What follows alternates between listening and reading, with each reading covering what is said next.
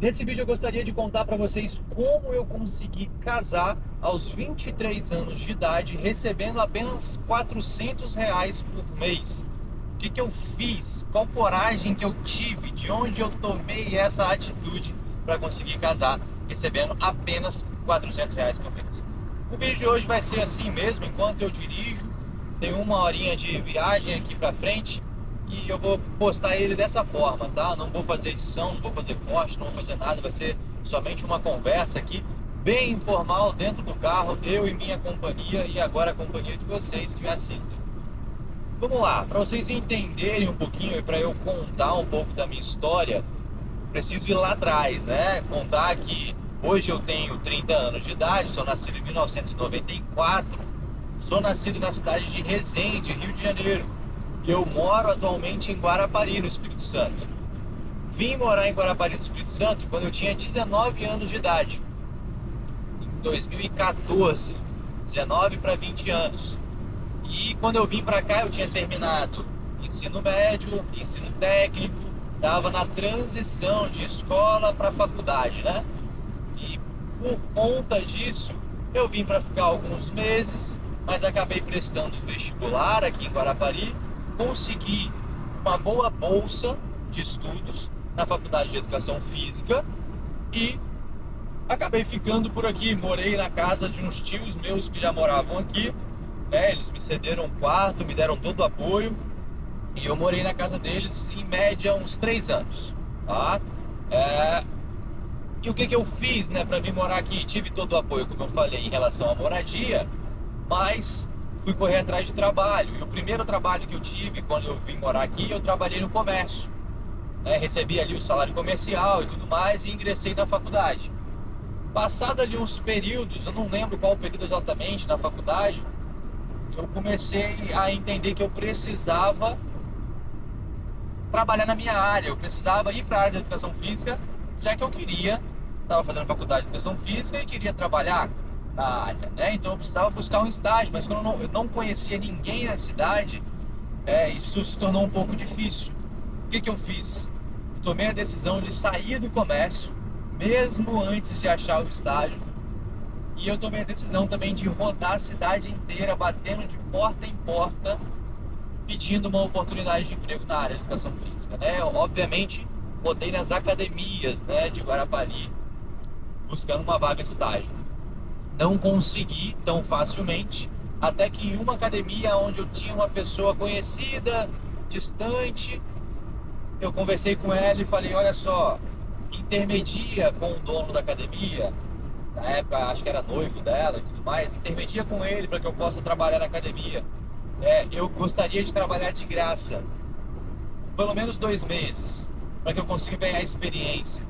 Então eu não quero receber agora, não quero receber no momento. Se ele me der uma oportunidade de trabalhar, eu trabalho de graça, eu fico aqui um tempo dentro da academia para aprender um pouco sobre a função. E ele me deu essa oportunidade.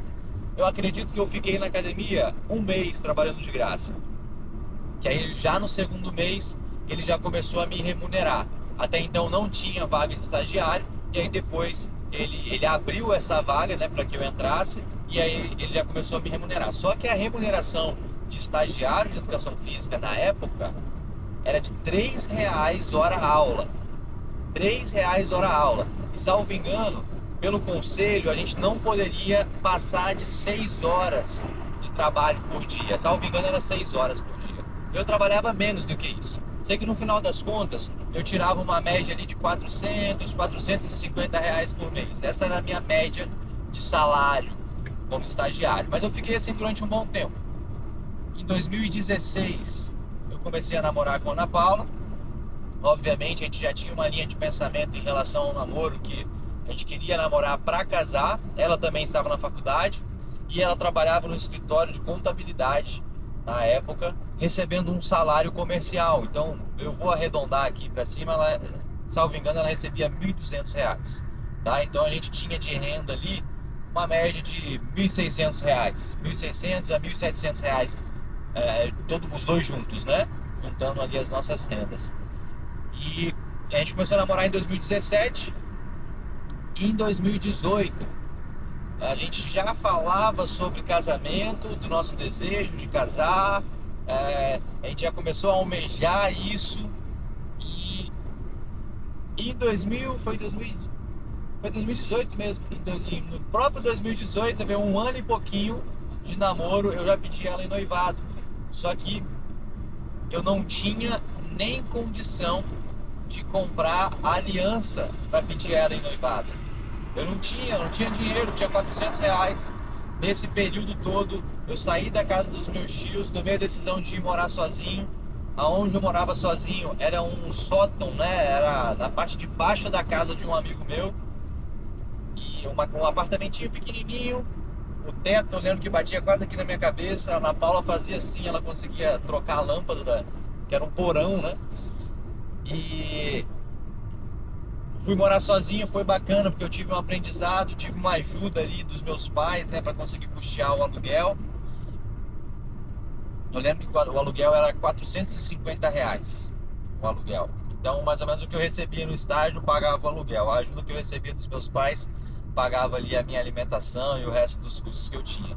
Mas enfim, eu não desisti, fui tomar a decisão de pedir a Ana Paula em casamento. E para isso eu precisava de uma aliança, né? Eu lembro que na época, sem dinheiro, a gente começou a pesquisar, até eu e ela a gente pesquisava junto e tudo mais. A gente começou a ver que existiam alianças feitas de moeda, não era aliança de ouro, né? Era aliança feita de moeda, que era muito mais barato. E aí eu arrumei uma forma de argumentar com ela de que seria bacana, de que poderia ser essa aliança de moeda mesmo. Só que aí, depois, eu comecei a virar um pouquinho a chave e, ao invés de aceitar que eu não tinha o dinheiro, eu comecei a correr atrás do dinheiro.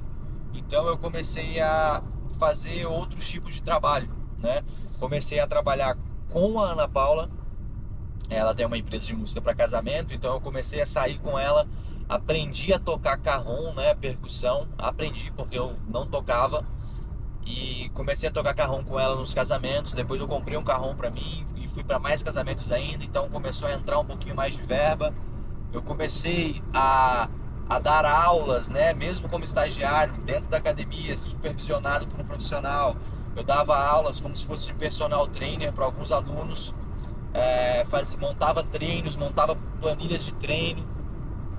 Desenvolvi, juntando a parte do casamento, né, que ela trabalhava com a educação física, desenvolvi um plano de treinamento para noivos, né, os noivos que estavam se preparando para casar, na maioria das vezes queriam fazer exercício, queriam emagrecer, queriam botar um shape um pouquinho melhor para aparecer melhor nas fotos do casamento. E aí eu comecei a treinar esses noivos, né, eu abri um plano de consultoria para noivos. Então eu fazia esse tipo de acompanhamento e tudo isso a gente começou a aumentar a nossa fonte de renda pelo principal motivo do casamento. Então no nosso caso, a gente não tinha reserva de emergência, a gente não focou primeiro em vamos construir aqui um patrimônio, vamos conquistar primeiro uma casa, vamos dar um jeito de fazer um aluguel, pegar uma casa maior, construir nossa casa para depois a gente casar, nada disso. A gente tomou a decisão de que a gente queria casar. A gente sabia que era a hora de que a gente queria casar. A gente tinha entendido que a gente já tinha tomado interiormente a decisão de casar, né, um com o outro, né, de aceitar um ao outro pra gente passar o resto da vida, de ser parceiros de vida. Isso daí já era certo pra gente. E por conta disso, a gente começou a se movimentar cada vez mais para que a gente conseguisse alcançar os nossos objetivos. Então, nessa fase do noivado, a Ana Paula recebia ali 3 vezes, 4 vezes mais do que eu recebia. Porque além do trabalho dela na contabilidade, ela tinha a empresa dela de música para casamento. Na época ela não dedicava tanta atenção como hoje, mas já era uma fonte de renda, né? Ela já conseguia tirar dali um a mais financeiro, um plus financeiro, né?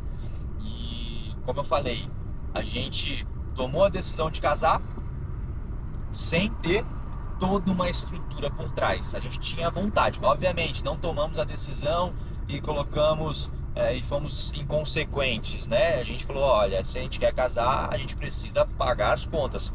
colocamos na ponta do lápis quais serão as contas que nós vamos ter. Aluguel, X, luz, X, internet, celular, mercado. Então a gente fez todas as contas e a gente viu que o dinheiro que a gente tinha certo no mês daria para pagar as nossas contas, exatamente as nossas contas.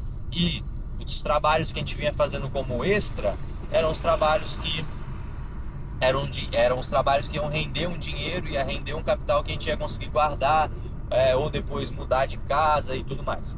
E aí, o que aconteceu? Eu pedi a Ana Paula em casamento, eu consegui com esse programa de treinamentos para noivos, foi exatamente esse programa que me deu o dinheiro exato para que eu comprasse as alianças, tá? São as alianças que nós usamos até hoje, não foram alianças de moeda, conseguimos comprar as alianças de ouro. Eu lembro que foi exatamente o dinheiro, deu a conta. Eu até não acreditei no momento, depois entendi como providência, né? Mas exatamente, não sobrou nem faltou nada de dinheiro, foi exatamente aquele valor. Comprei as alianças, a gente conseguiu organizar ali, eu lembro que foi próximo do Natal, pedi a Ana Paula em casamento, ficamos, acho que foi um ano que a gente ficou noivo, eu não lembro as datas direito, mas nós casamos em 2019, né, em fevereiro de 2019, e até mesmo pro casamento. E aí, se eu não tinha dinheiro para comprar aliança, como é que a gente vai ter dinheiro pro casamento, que a gente sabe que gasta e gasta muito? O que a gente fez? A gente traçou os nossos planos, traçamos os nossos objetivos, né? E aí colocamos tudo na ponta do lápis. E depois de colocar na ponta do lápis, a gente começou a correr atrás. Só que a gente começou a correr atrás com uma intensidade um pouco maior, né? Tudo quanto é tipo de trabalho que tinha, a gente pegava. Tanto a Ana Paula quanto eu. Ela começou a se dedicar muito mais para música em casamento. Eu comecei a me dedicar muito mais para educação física. Nesse mesmo período, né, foi quando a gente tinha fundado o Clube Amigos da Canoa. No processo de transição, eu tomei a decisão de largar aquilo que eu tinha como fixo, que era o emprego, né, de estagiário dentro da academia, para focar na minha empresa. E eu acreditei que se eu largasse o fixo e dedicasse o tempo total para minha empresa, a chance de crescimento da minha empresa era muito maior. E foi isso que eu fiz e graças a Deus deu super certo. Que aí a empresa, né, o Clube Amigos da Canoa, cresceu muito mais nesse período onde eu coloquei total atenção ali, tá? Imagina assim, fizemos um ano a corrida pelo casamento, né? Durante um ano inteiro, a corrida pelo casamento. Trabalhamos pra caramba, fundamos empresas nesse período, empresas que deram certo, deram rendimento, empresas que só deram trabalho. A gente fundou uma empresa uma vez de blackboard, né? Na época, blackboard era aqueles quadros negros. A gente tinha um terceiro, né, que a gente contratava para fazer os desenhos. E aí, num evento, você queria esse blackboard ali, que era um painel feito à mão, de giz, com o seu nome e tudo mais, para o pessoal tirar foto. A gente fundou essa empresa. Um pouquinho de dinheiro que a gente tinha, a gente fez os cálculos. Se a gente comprasse aqui, eu lembro que foi painel de MDF, a gente vai gastar X para comprar o painel, para pintar, tal. Só que se a gente fizer aí 6 aluguéis, já pagou, 6 eventos, né, já pagou o custo que a gente teve de investimento. E arriscamos, fizemos isso. Eu lembro exatamente dessa empresa, quando a gente pagou o investimento que a gente teve, eu falei, chega, essa empresa não dá pra gente tocar, porque era muito trabalho, muita dor de cabeça e não dava um resultado legal, né? Então, a nossa parceria fez com que a gente corresse atrás dos nossos objetivos e se reinventasse.